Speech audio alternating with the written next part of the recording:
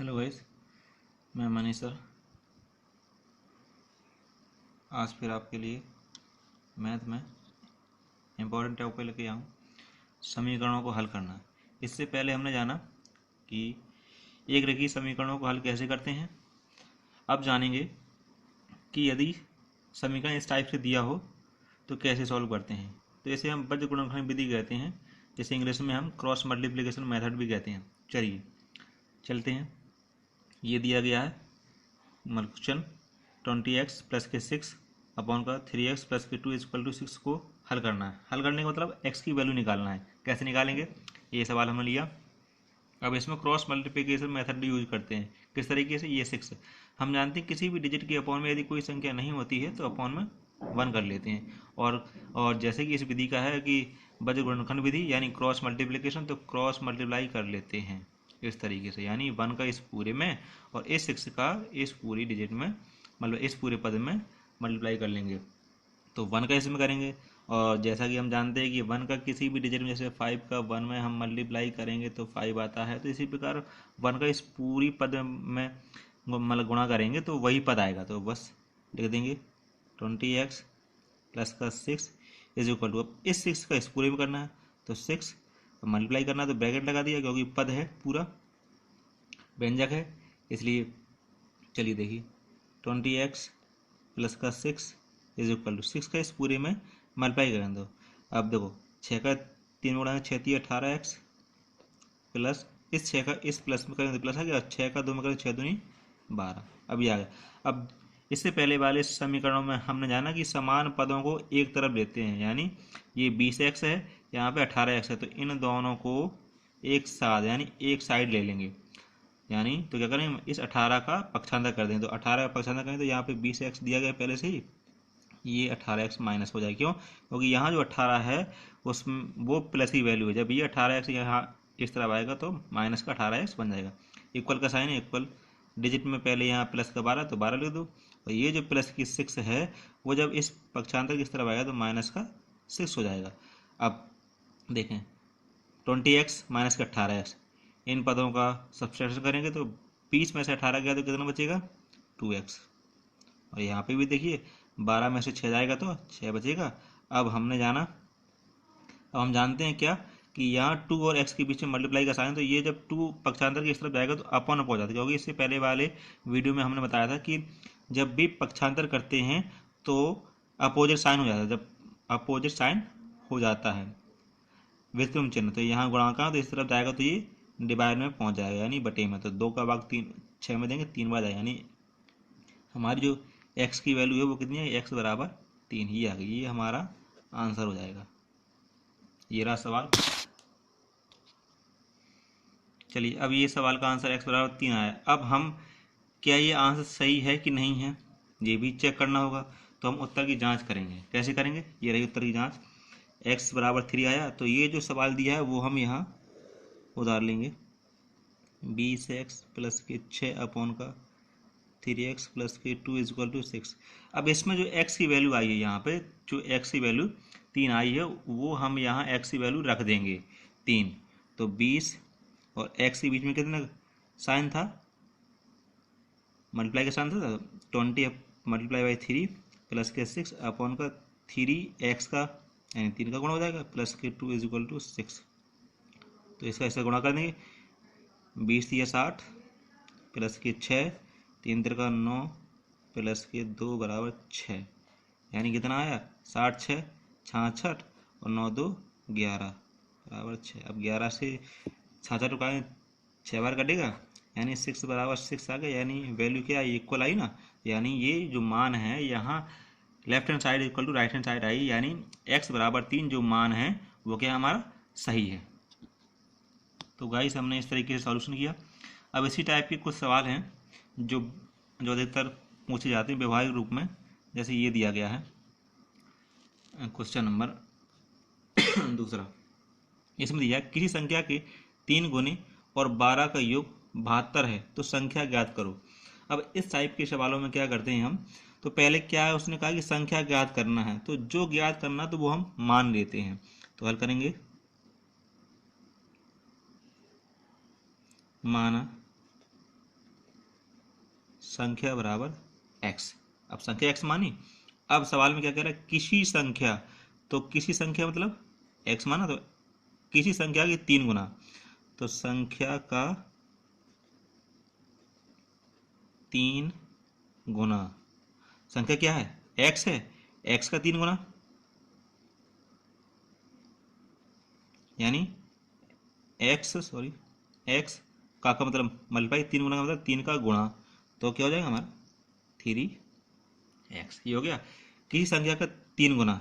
ये वाली लाइन हमारी हो गई, क्योंकि हमें इस तरीके के सवालों में प्रत्येक जो स्टेप है उसको ध्यान में रखते हुए हम आगे की ओर बढ़ते हैं। फिर क्या कहा, और 12 का योग, यानी 3 गुना और 12 का योग, तो 3 गुना कितना होगा 3x, और 12 का योग यानी 3x और प्लस 12 का योग कहा, तो योग का मतलब क्या होगा प्लस, इन दोनों का योग क्या है 72 है, यानी बराबर के 72। अब इसको हम सॉल्व कर लेंगे। 3x, यहाँ ये प्लस का 12 है, डिजिट डिजिट की साइड जाएगी, तो यहाँ इसमें पक्षांतर करेंगे तो इस तरह जाएगा, तो माइनस के 12, 72 में से 12 को माइनस करेंगे 60 हो जाएगा। ठीक, अब x की वैल्यू निकालनी है, ये 3 गुणा में है, इस तरह जाएगा तो अपॉन में पहुंच जाएगा, 3 से काट देंगे तो 20 है, यानी हमारी x की वैल्यू कितनी आई, x बराबर 20। ये हमारा आंसर, हमारा x की वैल्यू 20 आई है।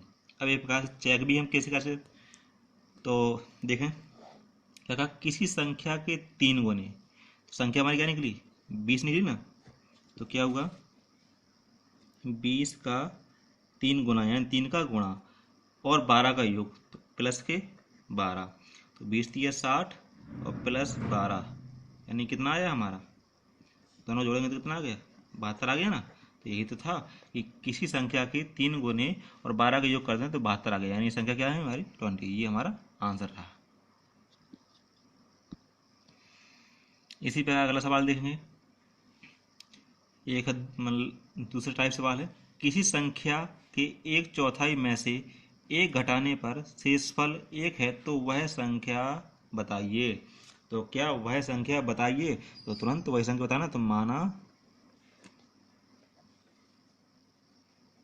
संख्या बराबर x।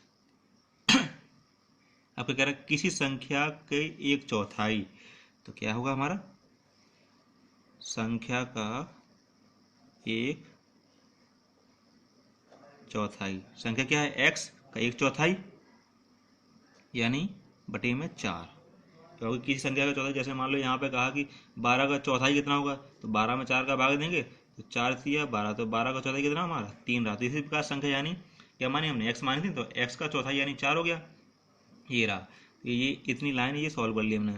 फिर इसके बाद क्या कहा, में से 1 घटाने पर, यानी 1/4 में से 1 घटाने पर, तो 1/4 क्या है x बटे 4, 1 घटाने पर यानी माइनस का 1 बराबर 1 घटाने पर शेषफल कितना आ रहा 1 आ रहा, यानी बराबर में कितना आएगा हमारा 1 आएगा, शेषफल हमारा 1 आएगा। यानी उसने कहा है किसी संख्या के चौथाई में से यदि हम 1 घटा दें तो शेष कितना आ रहा हमारा 1 आ रहा है, यानी बराबर में 1 आएगा। चलिए अभी सॉल्व करेंगे। यहाँ देखेंगे x बटे 4 लिखा है, ये जो माइनस का है पक्षांतर उस तरफ जाएगा तो 1, इस 1 के केस में प्लस में पहुँच जाएगा, क्यों यहाँ माइनस साइन इस तरफ जाएगा तो प्लस का साइन बन गया। तो क्या गया हमारा x अपॉन का 4 इज इक्वल टू 2, ये आ गया, क्योंकि 1 + 1 इक्वल टू 2। अब यहाँ देखें, अब हमें यहाँ पे x की वैल्यू निकालनी है, तो x इक्वल, ये 4 जो है x के बटे में है ना, तो ये पक्षांतर किस तरह जाएगा, तो 2 के गुणा में पहुँच जाएगा। क्यों, यदि डिवाइड होता है तो गुणा में, गुणा है तो पक्षांतर उस तरह जाएगा तो डिवाइड में पहुँच जाएगा। तो इसलिए यहाँ पे क्या है गुणा, यहाँ बटे में है ना भाग में, तो इस तरफ जाएगा तो 2 के गुणा में पहुँच जाएगा, यानी कितना हो गया हमारा, तो चौको 8, यानी जो x की वैल्यू है हमारी वो कितनी आ गई हमारी 8 आ गई। ये रहा हमारा आंसर। अब वही बात कि सर क्या ये आंसर सही है कि नहीं है, चलिए चेक कर लेते हैं, जांच कर लेते हैं हम। सवाल में कह रहा है किसी संख्या का 1/4, संख्या क्या है हमारी 8, 8 का क्या कहा उसने चौथाई 4 में से 1 घटाने पर, 1 घटाया, ठीक, तो 8 का चौथाई, 4 का भाग दिया, 4 दूनी 8 माइनस का 1 यानी कितना आया, 1 आया। ये तो कह रहा था वो देखो शेषफल कितना आ रहा, किसी संख्या के चौथाई में से ये घटाने पर शेषफल कितना आना चाहिए, 1 आना चाहिए। तो ये सवाल सही हुआ ना। तो एक्स वैल्यू हमारी कितनी आई, 8 आई।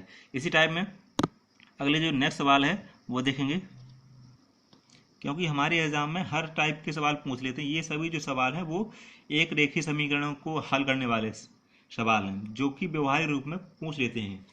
चलिए अगला सवाल क्या है, दो क्रमागत सम संख्याओं का योगफल। क्या कहा उसने, दो क्रमागत सम संख्याओं का योगफल 10 है तो संख्याएं बतानी हैं। अब संख्याएं यहाँ इससे पहले वाले क्वेश्चन में क्या पूछती, संख्या, तो संख्या एक केवल एक होती है। अब इसमें संख्या बताई, तो संख्या क्या है, दो संख्या है ना, दो क्रमागत यानी क्रम से आने वाली। दो क्रमागत मतलब क्या है, दो ऐसी संख्या है क्रम से आए। तो बस मान लो, माना पहली क्रमागत संख्या, अब पहली क्रमागत संख्या क्या हो जाएगी हमारी, यहाँ आप पहली माने तो मान लो x है, ठीक है। अब जबकि दो हैं तो दूसरी क्रमागत संख्या भी माननी पड़ेगी, याद होने पड़ेगी, तभी तब निकालेंगे। अब दूसरी क्रमागत संख्या कैसे निकालेंगे, देखो दो क्रमागत सम संख्या। अब मान लिया कि पहली क्रमागत संख्या 4 है, 4 है ना, सम संख्या है, 4 सम संख्या है। अब पहली जो होगी, इसके बाद दूसरी कौन सी हुई, यानी क्रमागत यानी क्रम से आने वाली। तो 4 के बाद क्या आएगा, 6 आएगी ना, क्योंकि ये भी सम है। तो ये दोनों क्या है, क्रमागत हैं। तो अब इसमें क्या हुआ कि 4 में कि 6 हो गया, यानी 4 में हम 2 जोड़ देंगे कितना हो जाएगा, 6 हो जाएगा। इसी प्रकार हम इस x में यदि 2 जोड़ दें तो हमारी दूसरी क्रमागत संख्या ये बन गई ना। मान लो यहाँ 4 ना माना, या मान लो 10 है, पहली संख्या 10 हो गई, तो दूसरी संख्या मतलब क्या होगी, 12 होगी, नहीं होगी। क्यों होगी, क्योंकि ये 10 के बाद 12 ही एक ऐसी संख्या है जो सम संख्या है जो आएगी। इसके बीच में 11 है, 11 तो विषम है ना, लेकिन उसका सम, तो ये दोनों क्रमागत है। तो इन दोनों में क्या हुआ था, 10 में 2 ही तो जोड़ा था हमने, तभी तो 12 आया था। तो इसी प्रकार हमने पहली क्रमागत संख्या मान ली x, तो दूसरी का भी x प्लस के 2। अब प्रश्न जो कह रहा है, प्रश्नानुसार क्या कह रहा है प्रश्न में, कि दो क्रमागत संख्या, पहली ये है और दूसरी ये है, यानी दो क्रमागत सम संख्याओं का योगफल, यानी इन दोनों का योगफल। तो योगफल हो जाएगा, दोनों को हम, एक ये है संख्या और एक ये, दोनों का योगफल यानी प्लस कितना है, बराबर में 10। ये देखिए बराबर में कितना है, 10 है ना। तो x प्लस के 2, पहली ये है दूसरी ये है, पहली ये है दूसरी ये है, बराबर 10। तो x प्लस के 2। अब देखो ये भी x है, ये भी x है, और x कितना हुआ, 2x हो गया, प्लस के 2 यहाँ है, इक्वल टू 10। अब 2x is equal to, solve करेंगे उसी तरह मतलब जैसे हम करते चले आ रहे हैं। तो ये 2 उस तरफ जाएगा, माइनस का हुआ, तो 2x इज इक्वल टू 8 और x इज इक्वल टू 8/2, क्योंकि यहाँ ये 2 गुणा में है, इस तरह जाएगा तो बटे में, तो 2 चौको 8, यानी हमारी जो x की वैल्यू है वो कितनी आ गई, 4 आई। x की वैल्यू कितनी आ गई हमारी, 4 आ गई। लेकिन उसने क्या पूछा कि संख्या बताना, दोनों संख्याएं। तो दोनों संख्याएं, तो पहली क्या मानी थी अपनी, पहली क्रमागत संख्या कितनी थी, पहली संख्या क्या मानी थी हमने, x मानी थी ना। तो x की वैल्यू क्या निकली हमें, 4 निकली। तो एक पहली ये है और दूसरी क्या है, दूसरी हमने क्या मानी थी, x प्लस के 2, यानी x की वैल्यू 4 है और प्लस के 2, तो 4 2 6, तो एक ये निकाला। पहली ये है और दूसरी ये है। उत्तर की जांच क्या है, कि दो क्रमागत सम संख्याओं का योग, यानी 4 और 6 को जोड़ देंगे कितना हो गया, 10 हो गया ना। तो ये आ गया ना, ये 10। तो ये हमारी उत्तर की जांच हो गई, मतलब ये हमने उत्तर की जांच कर ली कि हाँ ये हमारे दोनों जो 4 और 6 जो आए हैं आंसर, वो दोनों सही हैं। तो ये हमारे आंसर। तो गाइस आशा करता हूँ ये सवाल आपको समझ में आए होंगे। तो इसी प्रकार के कई टाइप के सवाल हैं, वो आप घर पर रिवीजन करना, सॉल्व करना। तो गाइस ये रहे कुछ सवाल, आप चाहे तो इनका स्क्रीनशॉट लेके सॉल्व कर सकते हैं। कुछ सवाल ये है, कुछ अगले पेज में देंगे हम, और कुछ सवाल ये दिए गए हैं, तो आप इन सवालों को सॉल्व करना। गाइस आशा करता हूँ कि ये वीडियो आपको अच्छा लगा होगा। बाय।